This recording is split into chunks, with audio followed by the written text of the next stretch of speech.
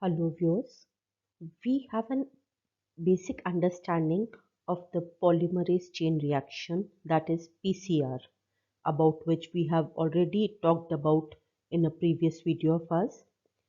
But in the COVID times, the present times, the term that is in vogue, it is the real-time qPCR or the quantitative real-time PCR. At times we also listen of the term RT-PCR. So in this video, we are going to try to develop an understanding of what is the real-time quantitative PCR. We know that in conventional PCR, that is in the conventional polymerase chain reaction, the amplified DNA product, which is also known as an amplicon, that is detected in the endpoint analysis. That is, after the three steps of PCR they are accomplished, we come to know about the end product, the total amount of DNA that is produced at the end of n number of cycles. But in real time PCR, the accumulation of this amplicon is measured as the reaction progresses.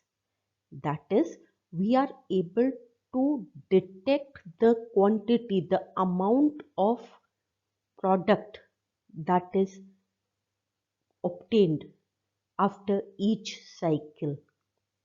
Now, since we are able to determine the quantity, and that too while the polymerase chain reaction is in progress, so this type of PCR is known as the quantitative real-time PCR. Now, the real-time detection of this PCR product, it is possible by making use of a fluorescence component while uh, we are doing this polymerase chain reaction. Now, this fluorescence component, it may be a dye, a fluorescent dye, or it may be the primer or a probe.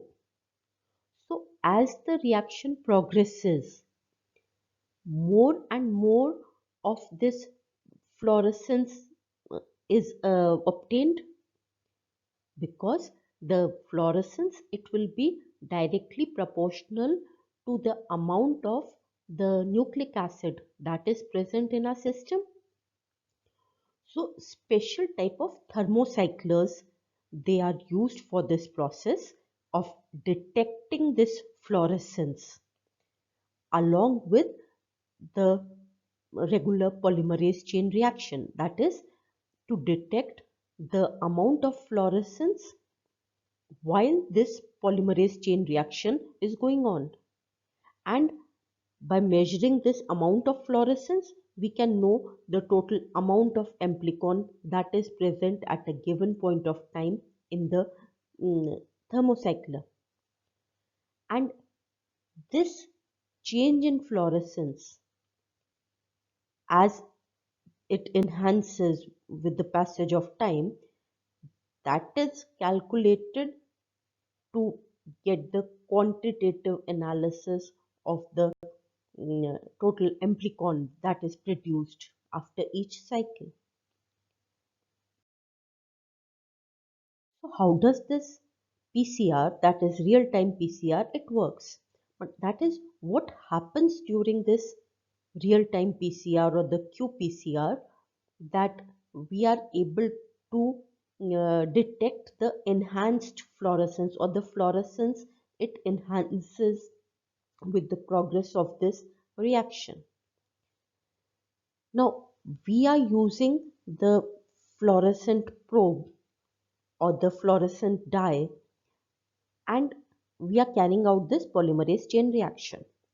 So, as the reaction progresses, the uh, amount of this fluorescence, it also increases along with the number of amplicons. Now, initially, when the amount of this fluorescence is low, that is, it is the your baseline, the background level of fluorescence is there. So that is not detectable by our instruments. And after a particular number of cycles, we are able to detect fluorescence in our system. Now, this point, this threshold line, when it is achieved, so after how many cycles is this threshold uh, frequency or threshold line of fluorescence is achieved, that value is known as the CQ value or the quantification cycle.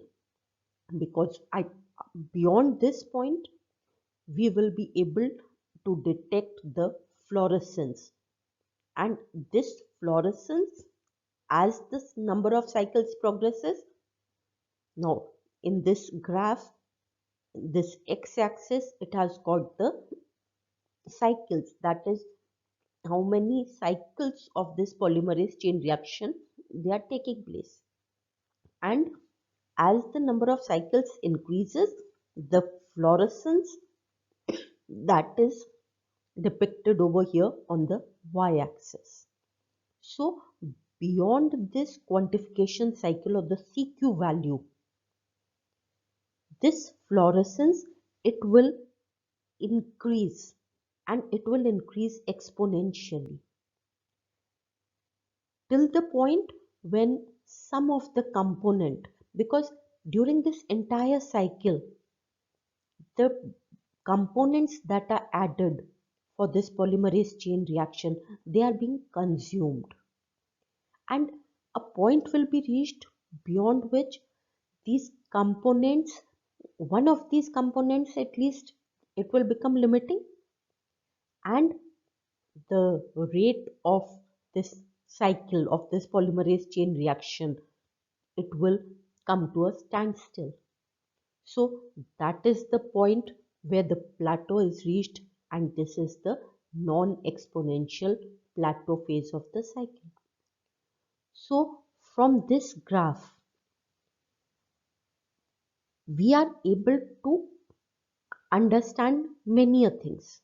First thing is that during the exponential phase, there is increase in the fluorescence level, and as this fluorescence level, it stagnates, that means now the plateau phase has been reached. Second thing is, after how many cycles will this CQ value be achieved? That depends on the initial amount of the nucleic acid that we are using. So if the seed amount is less, more the number of cycles have to be there, so that the fluorescence, it reaches the point beyond which it will break through this background level, that is the CQ value is achieved. However, if the amount of the nucleic acid that we are beginning with, that we are using at the initiating point of initiation of this real-time PCR, if it is enough, so the fluorescence level to begin with is quite good, and this CQ value, it will be achieved after only a few cycles of this polymerase chain reaction. So CQ value, it will be achieved earlier if the amount of nucleic acid that we use at the beginning of this real-time PCR is more. So this relationship, it forms the basis of quantitative aspect of the real-time PCR. That is, if the small amount of template is present at the start of the reaction, more amplification cycles will be required for the fluorescence signal to rise above this background level, and if less is the amount of the if more is the amount of the template which is present at the start, this point will be reached earlier. So this is how we are able to use this qPCR for the quantitative analysis of the amount of nucleic acid that is being used. Now let us talk about the principle, the basic principle of this real-time PCR. The basic principle is that we are basically measuring the fluorescence as the reaction progresses, and the amount of nucleic acid present in the sample, that is determined by using either the fluorescent dye, any intercalating dye, or it may be used by using certain probes which are labeled with a fluorescent dye. So depending upon which type of fluorescence molecule is being used, this real-time PCR, it may be of two types. One is the intercalating dye-based method, in which these fluorescent dyes, they bind with the double-stranded DNA molecule, and this is not very specific. It is non-specific method, and the intercalating dyes which are generally used, they are the cyber green or the eva green dye. And the second thing may be that at the time of annealing, we use certain probes, certain oligonucleotide sequences having the fluorescence molecules attached to it. So depending upon the type of probe that is used, this hydrolysis probe based method, it may be of three types, that is the linear probe or the molecular beacon or the scorpion probes. And in the upcoming videos, we will deal with these different types of real-time PCRs, that is the cyber green method or the hydrolysis probe based method using linear probe, the molecular beacon and the scorpion probes. So whichever fluorescent molecule is used, the procedure of this real-time qPCR, it remains the same. Now we know that during the polymerase chain reaction, there are three steps. That is, initially the double-stranded DNA is denatured. Then the primer, it anneals to it, and after that the uh, polymerization reaction takes place, and the single-stranded template, it forms the complementary double strand. So we know that the polymerase chain reaction, it is the repetition of these three basic steps. Now in case of real-time qPCR, the first step, it remains the same. That is, the double-stranded DNA molecule, it has to be denatured. But after that, when the primer, it anneals to the template strand or the single-stranded DNA, at that point of time, our probe, which is having the fluorescent dye attached to it, it also attaches itself to this uh, single-stranded DNA. And gradually, as the polymerization reaction, it progresses, this molecule, this probe, it is deactivated. Deactivated means uh, the quencher molecule which is present along with the fluorescent or the reporter fluorescent molecule, it disassociates from this probe. And now, since the quencher is not present, so we are able to detect the fluorescence of this um, fluorescent reporter marker, because initially fluorescence was there, but since this quencher was in close associated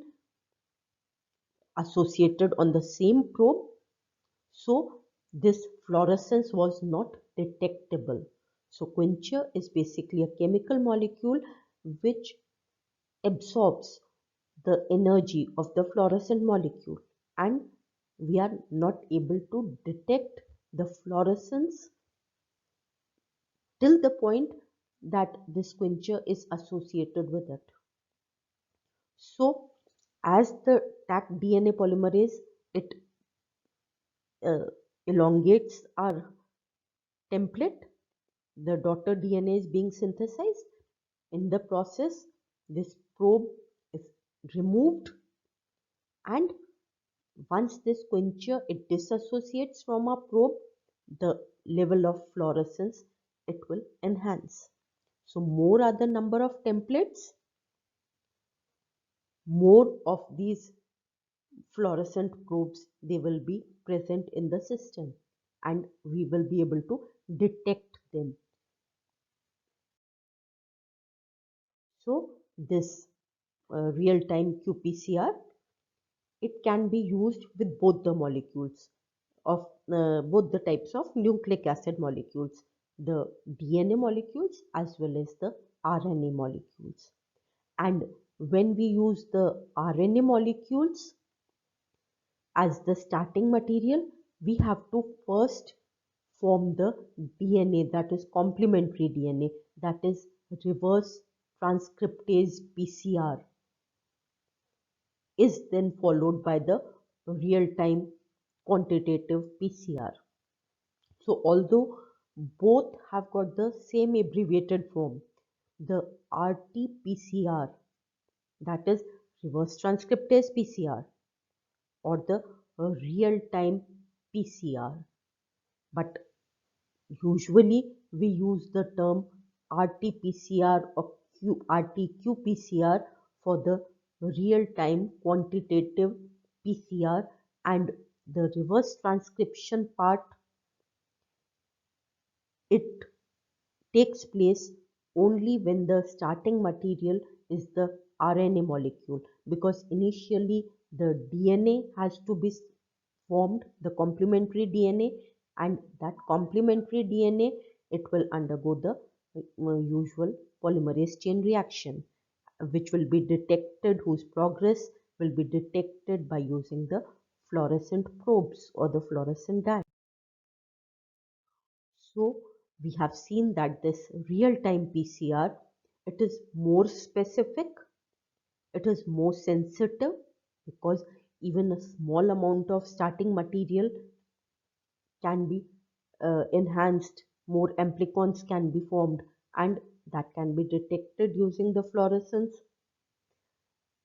Then the template number that we need to initiate, that may be low, it is more cost effective, it is more rapid.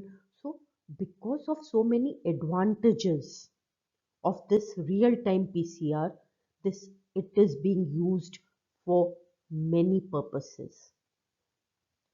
That is, its applications, they are varied.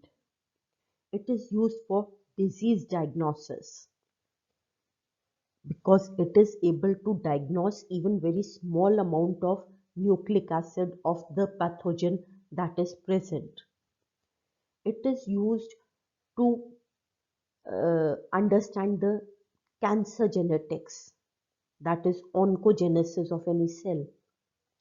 For the it can be used to monitor the effect of the cancer therapy, because it is able to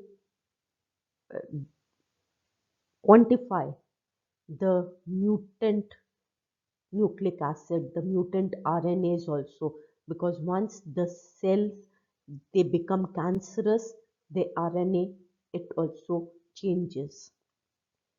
Then which pathogen is infecting, the infectious studies, it is used for them. It is also used for microRNA analysis. This microRNA, it is used for gene regulation. So by determining the type of tissue in which this microRNA is present, or the amount of this microRNA that is present in the system, in a cell system, using this real-time PCR, we can understand the progress or the site of a particular metabolic reaction. Now, this real-time PCR, it is also used for determining the microbial load testing. What is the amount of microbe present in the infected host? And for genotyping, that is determining the sequence, the presence of a specific uh, nucleic acid sequence in the given segment of nucleic acid. It is used for the cfDNA detection or the SNP analysis and microarray validation too. So basically, it is because of these microbial load testing, the genotyping, then the infectious studies or the microRNA analysis, because of these applications of this real-time PCR, it has proved to be of immense utility in determining the presence and the mutations that are taking in the COVID-19 virus also. So these days, during these corona times, this term, this technique, it is in vogue, and we ought to have a basic understanding of this technique. Thank you.